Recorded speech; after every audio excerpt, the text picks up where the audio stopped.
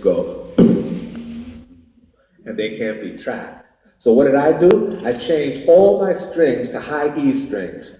Boy, that hurt my fingers like I can't believe it. It was like, and that's the type of stuff that you have to do in order to experiment with new technology that will allow you to move forward. David was elated over the fact that I could actually not only abandon what I was doing, but create a whole symphony of music and a whole album dedicated to the technology that he and Brian had introduced me to. He was the godfather of that thought and that seed, and I was nourished by it. So I think that to his credit, he knew exactly what he did, and when he got the result of it via that album, he and I were both just over the top. We did not need praise or any accolade from anyone. We were so content over the fact that did it. So, and thank you so much for your involvement. So is the record still available, or do you issue it yourself? I know you have your own website. Would you say it again? Is the record still available, and people should hear? I think everybody here should hear that record, because it's really... Man, it's sold out, but please, I think that they might just put it out again the way it is, but you can get it on eBay and all that kind of stuff. No, but I mean, is it a version reissued on DVD, or on CD, or some kind of new technology? I'm not really sure, because I've seen it appear in many, many different places. One of the things that I did want to do when I started doing academia is that I wanted to be able to get to the point when I could finally reproduce it. And that's why I ended up at Stevens Institute of Technology, where the first year that I was there, the technology had progressed enough so it could be done live. And the first time anybody heard Dream Generator performed was in an academic University of Technology, which I think to the credit. And, I happened to have the dean that was the person, Lisa Dolly, who was the dean at the time, who encouraged me to continue that research and continue that exploration, in a university where I could pass it forward like it was passed to me. Thank you, sir. We have a question over here. How can a 12-year-old start producing music and get it out there? I will give you a very sound piece of advice. Think of music in 3 parts. Never say production. Here's what you should consider. Music comes in 3 parts. Part number 1, songwriting. Write yourself a song. Part number 2, an arrangement. Man, it would be a much better reggae song. Or it would be much better if it was slow. Or it would be much better as a punk song. You know Mary Had a Little Lamb, don't you? Yeah. Could you make a punk version of it? Yeah. Yeah, you said, yeah, why? Because you already know the song. But if you didn't know the song, you can't start by doing a loop of some drums and then take 2 weeks to do it and then try to write a song around the drums. So, understand that your craft must be developed. Write a good song, then make a good arrangement of it, and then when you have the arrangement done, then produce the song. Once the song is produced, the song will sell itself. At the age that you are now, you don't even know how songs are going to be sold. Prepare yourself for success.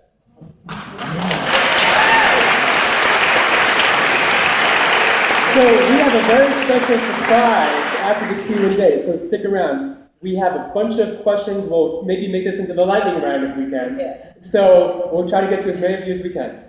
I just want to thank you both. I saw Bowie and Carlos, I would say, I don't look it, but probably about 40 times in my lifetime. And any day that I wasn't at a live concert, following you guys around, I was listening to it. And I don't know if so many people say this to you as you're walking down the street or sitting in a hair salon, but I just wanted to say to you that I listen to Fascination and Win and all that stuff almost every day. I know there's so much else out there that I could listen to, but that is what I still listen to. Your voice floors me, it makes me cry sometimes. I make my Thank you.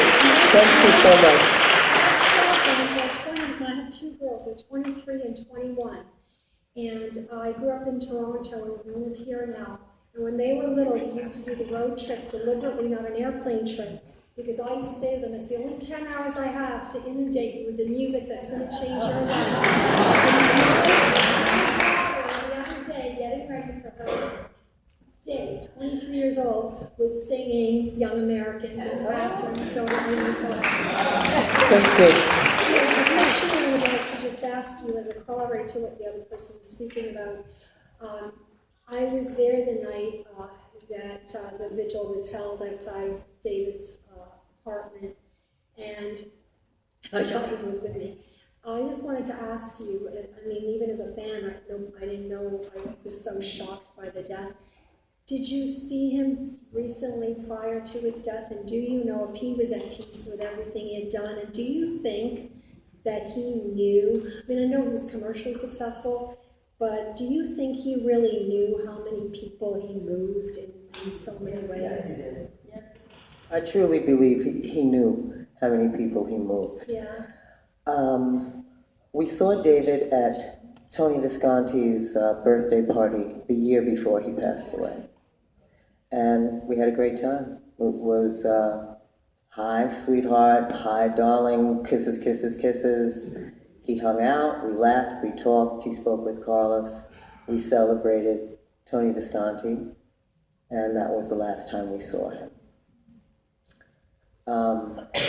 As far as his impact, I'm pretty sure he knew his impact.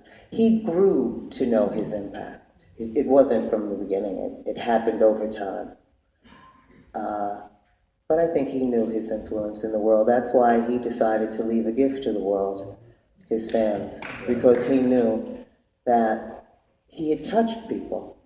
You know, as an artist, when you get to touch someone, if you touch them with your voice, that's an extra special gift.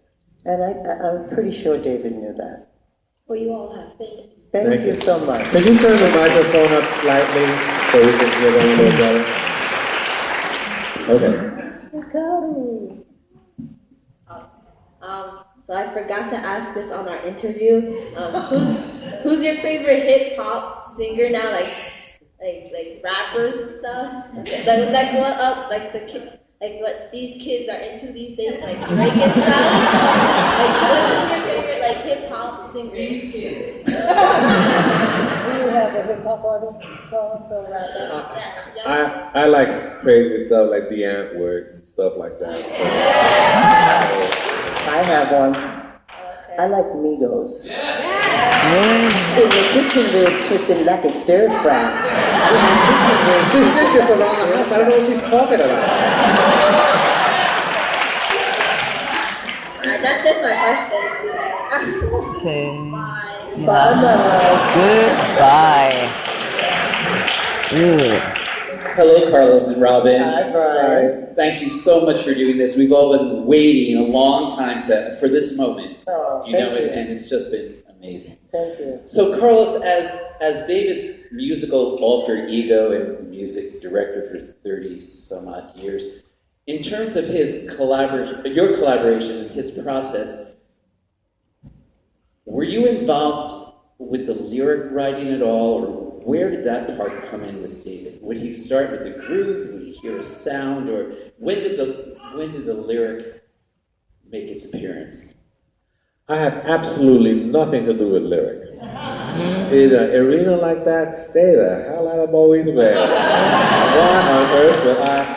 The one thing that I will say is David and I are jokesters. We play, we laugh, it's all about fun.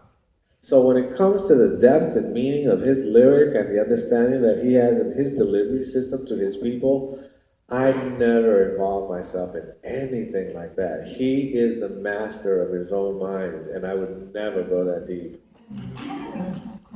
Okay, thank you. Hi.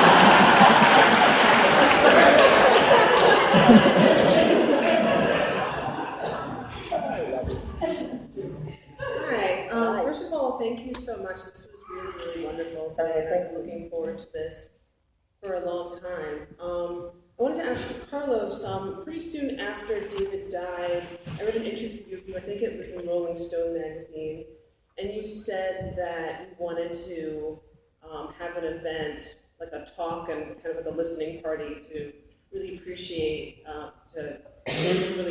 David's contributions to the development of electronic music. Are there any plans for that to take place in the future? Robert and I are planning so many amazing things that we have just been clamped down with a shut your mouth order that you wouldn't believe. Here's what we can tell you. We believe that we must look at David as the future. I appreciate the issue of the tributes that are necessary for us to feel, to cry, to remember. But David is about technology and the future. And so Robin and I have been planning for some time to do something that will really, we want to launch the ship off into space too. We want him to be orbiting. We want David Salad. We want all of those things. But when we do what we're going to do, we're going to do it and we don't even have to be there. That's how technologically viable it's going to be. So trust me, we have been waiting and waiting, but it takes a certain, technology does not come easy. Robert and I have traveled to Japan, to Korea, trying to find out how it is that we can get the technology necessary for us to do what it is that we have to do. But the answer to your question is absolutely. We intend on doing something huge. You're welcome. Thank you. Thank you both so much for taking so much time to share these great stories with us. I have a very specific question for Carlos, so bear with me here. Right around the time the series Monsters came out, you and Bowie were on The Tonight Show with a different band. Played Life on Mars, played Ashes to Ashes. And I've read in places that band was going to go on tour in 1981, I think. But Bowie got frightened after John Lennon was killed. Is that true? And what would that tour have been like? How far? That was the chunkiest version of Ashes. I have absolutely no idea. Conjecture like that happens all the time when things like this happen. And so we do know that we did have some amazing, I think that was Klaus Naomi and Joey. Klaus Naomi. And Joey Arias. Saturday Night Live, this was The Tonight Show. Tonight Show. My apologies.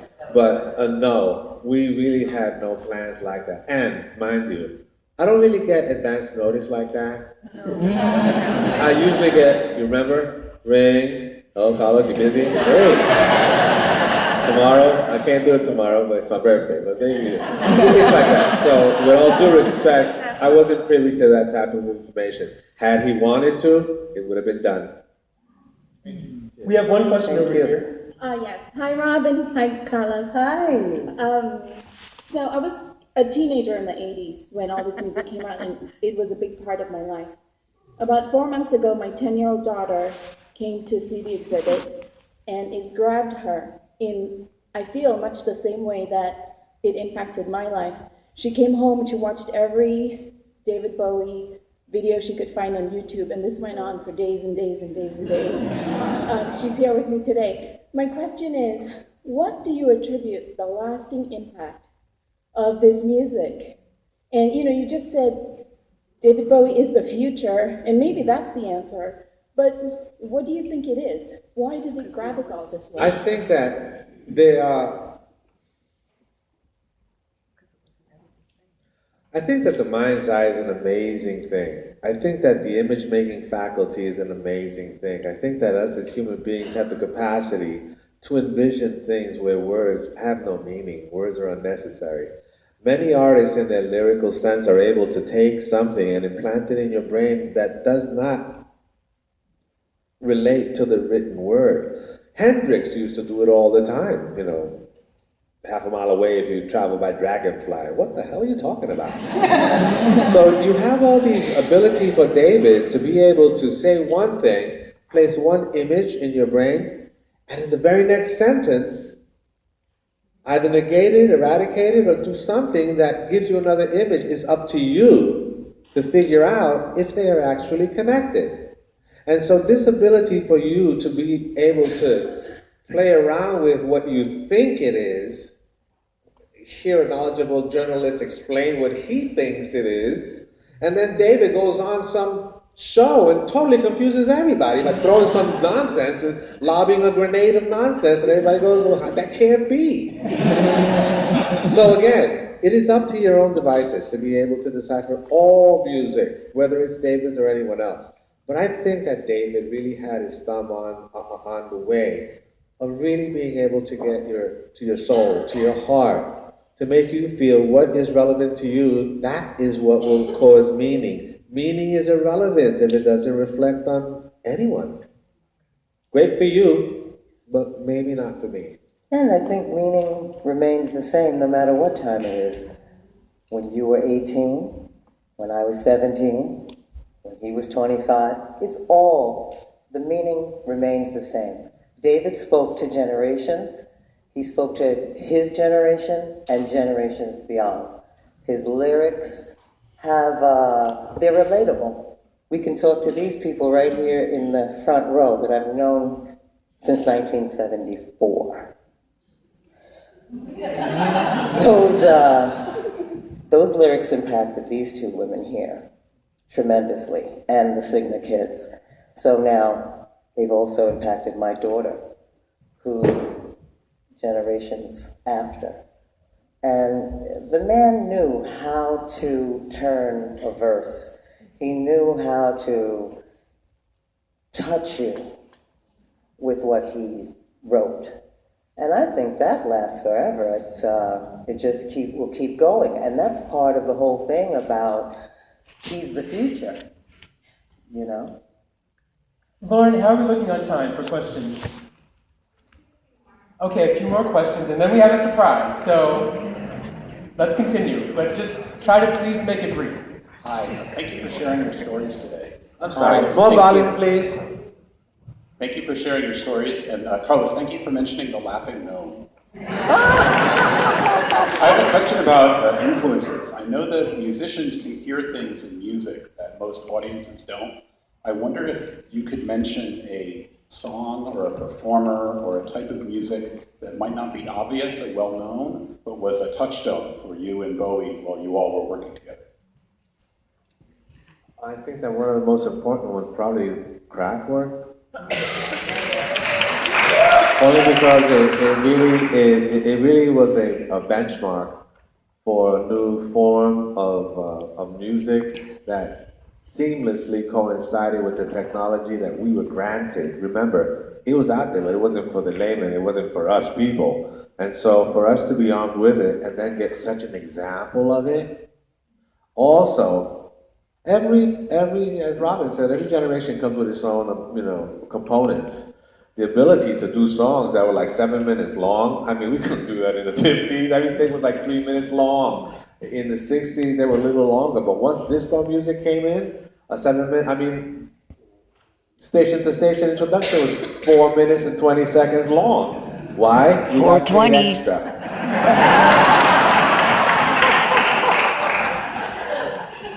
Hi guys. Hi. Thank you so much for being part of the soundtrack of my life. Oh, thank you. David. And I'm carrying on with this one. I know he had a great sense of humor. Can you share like a funny story that no one else knows? Me? Yeah. That's my life. What do you? They really are.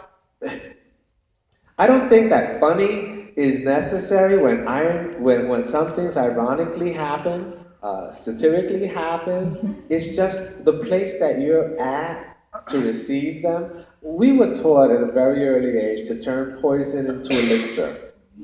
And so by looking at things that happen, it's not an issue of being funny, it's an issue of being manageable. And so when we reflect on our lives, we come from such a happy place because we're intrinsically just happy people, that we kind of find the funny in just about everything. Why? Because there is funny in everything. If you don't look, yes, you might not find it. You see, that wasn't necessarily supposed to be funny. Hi. Hi. What do you miss? Excuse me? What do you miss? For me, everything's For about both. it. With David, Yeah. in the missing of David. Yeah. Everything. Everything. I miss his humor. I His miss his humor. intellect. His ability to teach, We learned quite a bit from him. We met him in our 20s when we were developing our ideas, our thoughts, our style, everything. He pushed us into culture. Yeah. He's the first person I went to Europe with. He's the first person I went to Studio 54 with. I miss every drop of his being, because every drop of his being was interesting. I know my relationship with him. He was loving. I miss all of that. And the joking, the sense of humor. And I also miss the fact that I met him when he was searching, and he finally found what he was looking for. Mm-hmm. And so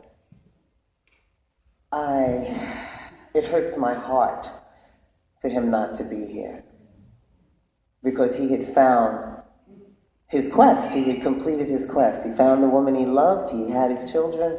He had his son. He had his daughter. He had his son, and he was finally set. So it's a tragedy for me, because I remember when he started looking for that and then saw him find it. So I miss everything about him.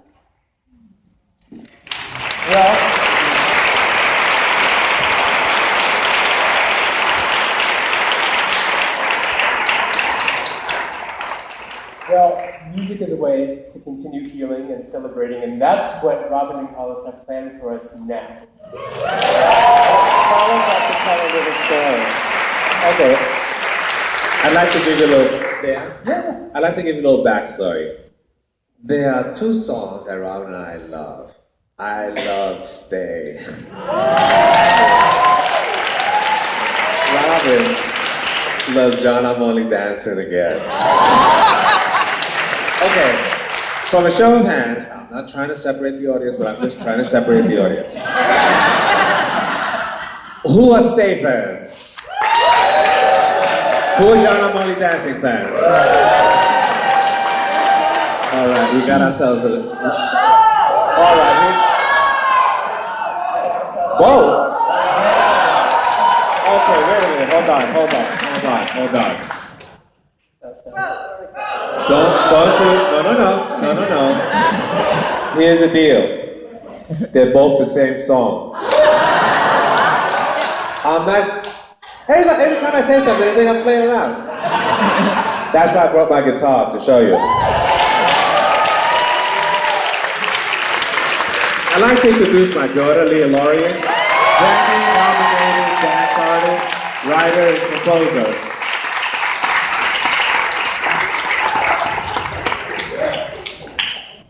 All right. Oh, nice. Fucking telecast.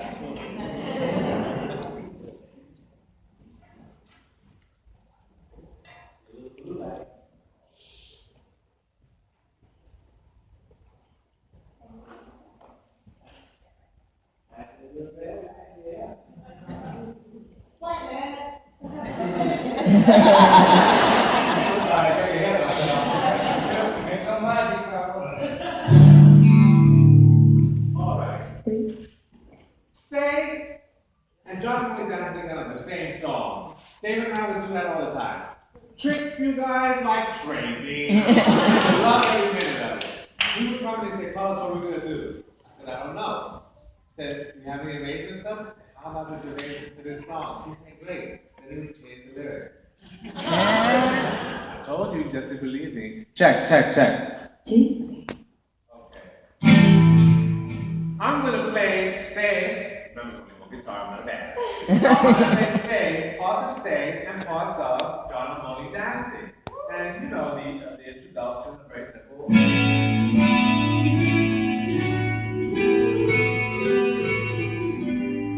And of course,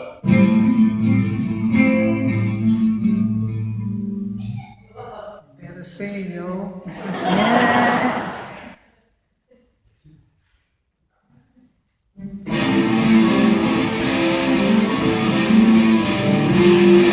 Clap if you want to.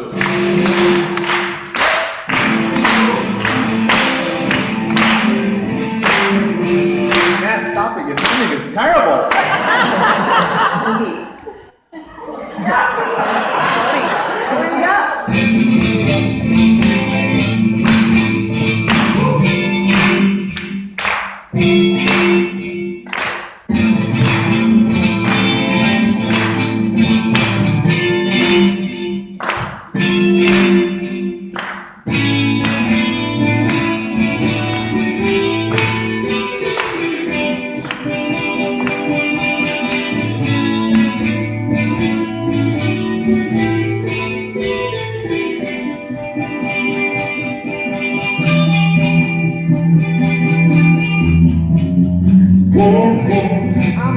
so much fun dancing till my back is gone. Dancing, looking down at David now. I give my heart in the country if you give me music. This week has by me so slowly. The days smell of ease. Time I'll take something to help me. Hope someone takes after me. Always some change in the weather. This time I know you can get it together.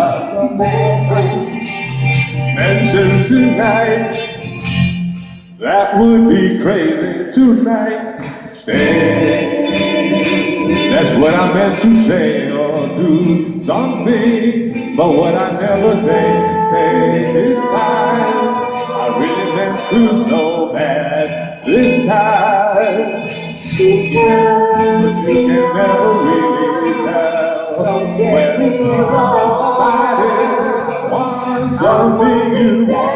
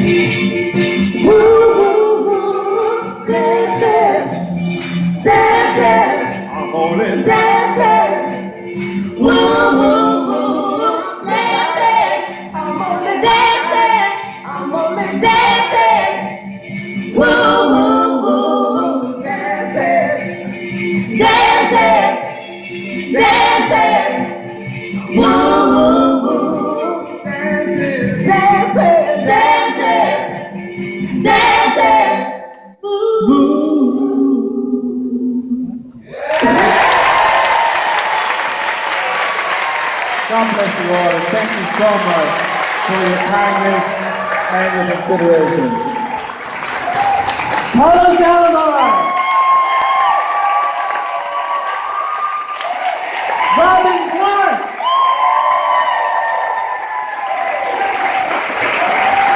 And the audience!